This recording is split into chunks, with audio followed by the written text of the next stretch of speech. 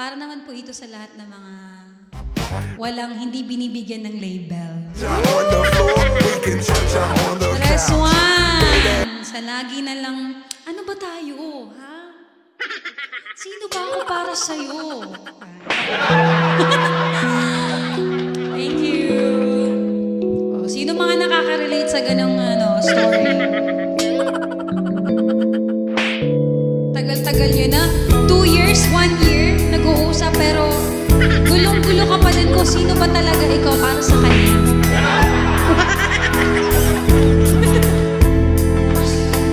Pag ako'y, sige pe, nasa binibiro mo ang lahat ng yan sa akin.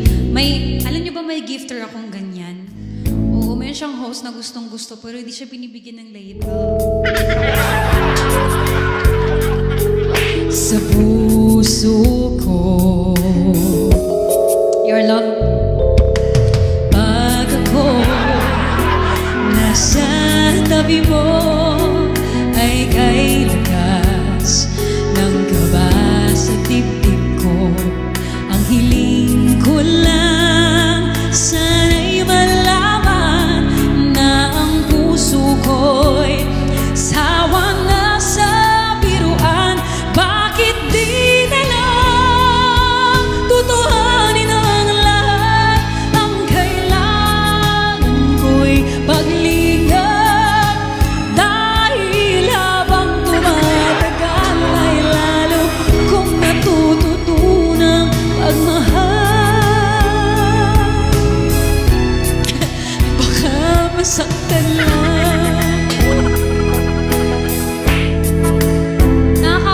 Yung mga ganun, yung asang-asa. Pag ako'y nasa tabi mo ay kay lakas ng kaba sa dibdib ko. Ang hiling ko lang sana'y malaman na ang puso ko'y sawa na sa biruan. Di na lang tutuhanin ang lahat. Ang kailangan ko'y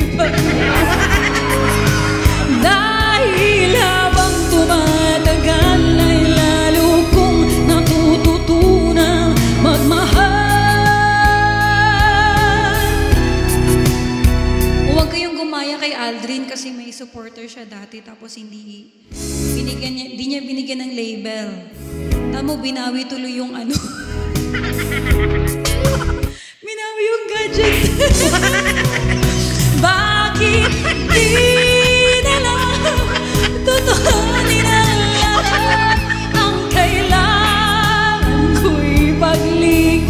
Be, baka nandito siya, be, Ano kakanta? Magchichismis. Oo. Binigyan siya ng iPhone or iPad. Lahat ng binigay niya kay Alden, binawi niya. Aray ko. Apple Watch. AirPods. Tagal ay lalo kong natututunang magmahal. Baka hindi ako makabubuan dun. Wait lang. Sorry. Ba't naman kasi, eto kasi sa inyo pag magregalo kayo sa isang tao, dapat yung genuine.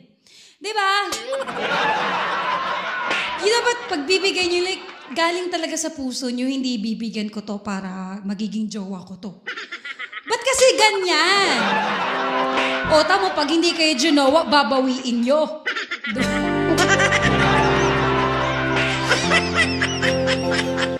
Diba?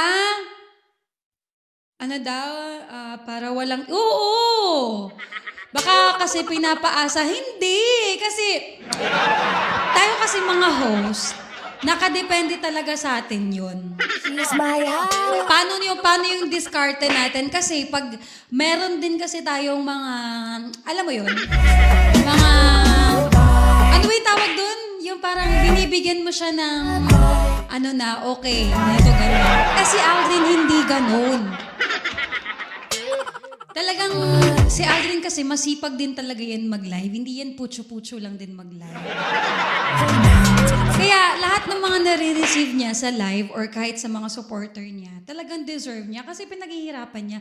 Never niya naman hiningi, never niya naman inask. When I need to laugh, she's my ride or die. Oo!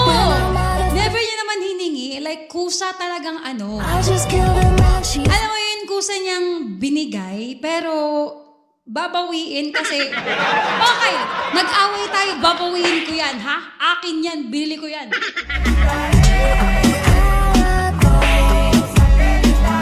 Oo! Ito din yung style, kaya kayo, pag bibigyan kayo ng gift, I mean, wag kayong hihingi sa support, wag kayong mag-aas ng something. Or any like material things kasi we'll never know yung isang supporter niyan talagang nambabawi ng gamit. Ako naman, grateful ako kasi may yung mga supporter kong nagbibigay ng gift, hindi naman sila ganun. Kasi subukan lang nilang bawiin yun na papakain ko sa kanila yun. Di ba be? Never ask, let them give and just receive. Totoo, di ba? Subukan yung bawiin ha. Di ko hinihingi sa inyo ha. Oh, lalo na pag ano ba tawag doon yung parang na, uy, binigay ko yan, uy, pasalamat ka, kumuta ka ngayon dahil sa akin. Yung mga ganun. Okay lang sana kung yung host mo, walang ginagawa sa live. Okay lang sana kung yung host mo, puro lang shout out. Pero yung host na yun talagang pinaghihirapan, kumakanta ng ilang oras. Nagsiset up pa, di ba? Nag-i-invest pa ng gamit. Tuwagod kasi that time. Huwag mo daw bawiin yung jacket kay GTR. Ay, di ko ba bawiin yun? Naubos ko yung perfume ko doon eh. Correct. Di ba? Ba't kaya may mga ganyang tao, no? Buti-buti si Boss Chad.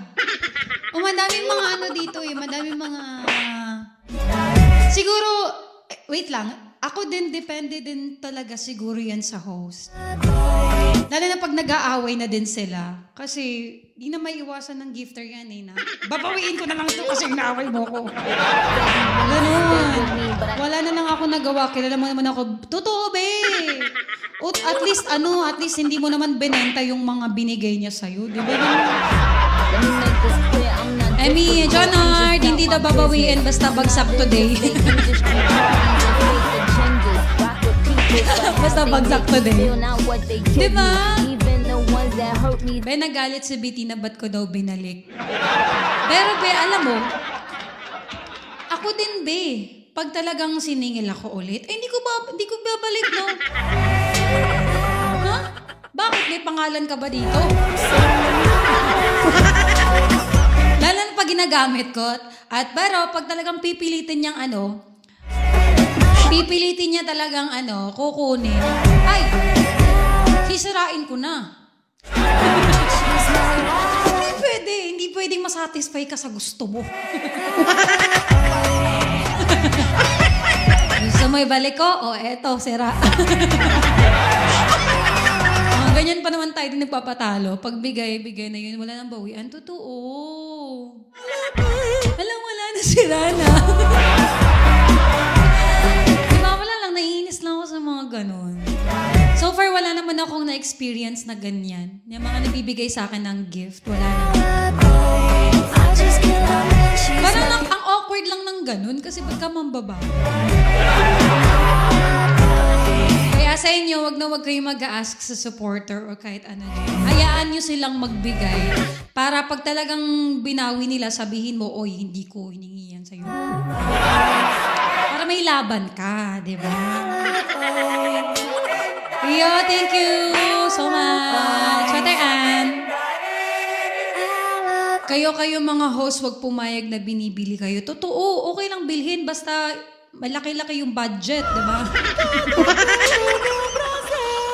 Okay lang mapapabili basta medyo malaki yung budget ng bibili. Ha? If the price is right. Aray ko, charot lang. Hindi dahil binigyan jojowain na. Yun din. Di ba Claire? Di ba girl? Yun din kasi, yung iba kasi dito, like, ang gusto kasi nila pag nagbibigay ng gift or nagbabagsak sa live, dapat jojowain na agad. Di ba? All of the price is right. Alam mo, iba kasi dito talagang, oy, ako nagpakota sa'yo, jowain mo ako. Kapal ng mukha. Ako grateful din ako kasi wala akong naging ganun na gifter. Na babagsakan ka para jojowain ka. Meron siguro, meron palang isa. Chismis! Iayod sa mukha. Meron palang isa. Oo. Ano siya, like matagal na siyang nagsusupport sa akin. Since pandemic pala yun. Since pandemic.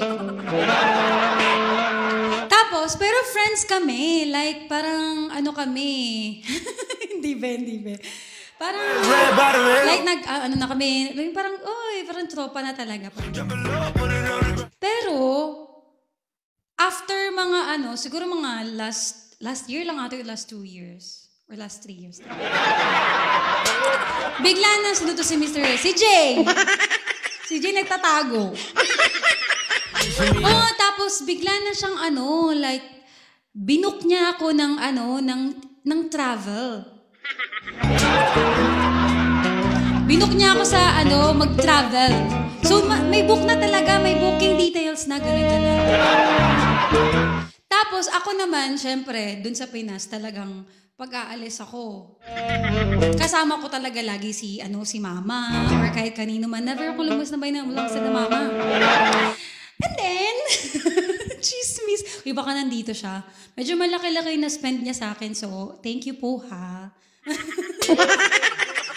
Pero yun nga lang. Tapos sabi ko kasi sa kanya, alam mo naman, hindi ako lumalabas, lalo na out of town without mama. Ganon. Ako lang yung binook niya. So, tapos sabi niya, ano daw na, ikaw lang muna, susunod lang yung si mama mo. Siyempre, kahit na supporter mo siya, kahit sobrang laki ng binagsak niya sa'yo, siyempre, kailangan mo din maging maingat, di ba? Hindi ka naman yung basta-basta agad na let's go! Di ba? So, siyempre ako, na medyo, kailangan talaga may kasama ako eh. Tapos doon daw titira sa, doon daw magsistay sa kabilang bahay niya. Ganun ba yung usapan? I mean, nag-text siya sa akin, ba't mo daw kinuwento history? Hindi, pero grateful naman ako doon kasi talagang malaki-laki din talaga na bagsak. Kilala niyo yun? Oo, buti sana kung kasama. Oo, be! Kaso ako lang binook niya, be. Diba? Hindi pwede yun. Dapat, pag ibubook mo ako, dapat package yun. Diba? Dapat lahat ng family.